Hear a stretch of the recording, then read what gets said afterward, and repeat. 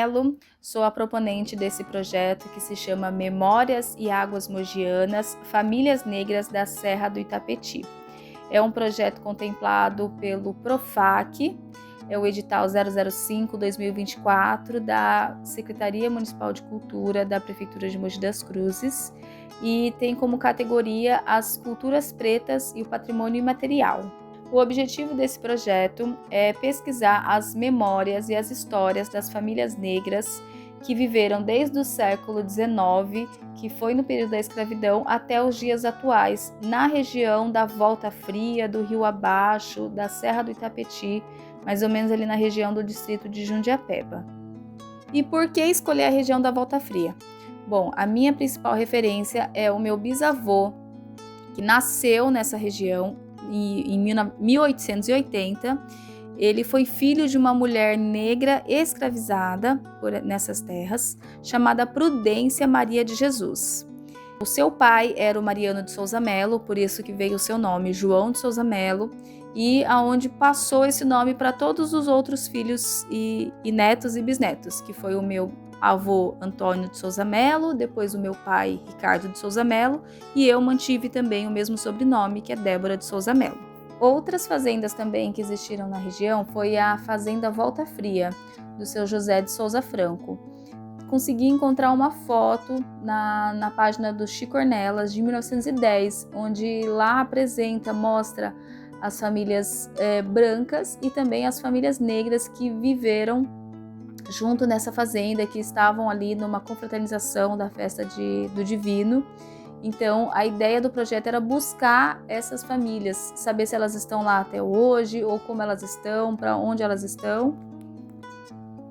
Portanto, para isso, a gente realizou dezenas de visitas técnicas, fazendo o reconhecimento de território, visitando pessoas por pessoas, um a um, casa por casa, até ir perguntando se elas conheciam essas fazendas, se elas conheciam essas pessoas, e pouca informação se obteve sobre isso.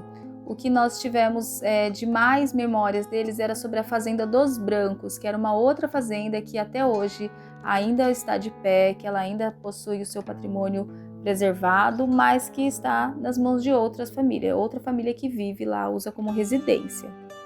Nos meses de julho e setembro, nós realizamos rodas de conversa. Então, uma dessas rodas de conversa aconteceu na casa da Dona Horácia, lá na região do Rio Abaixo, onde ela convidou os seus vizinhos. Nós também fizemos divulgação com cartazes em padarias, em bares ali da região, e conversamos sobre as memórias e as histórias das águas também, a relação deles com os riozinhos, com as nascentes, com o Rio Tietê.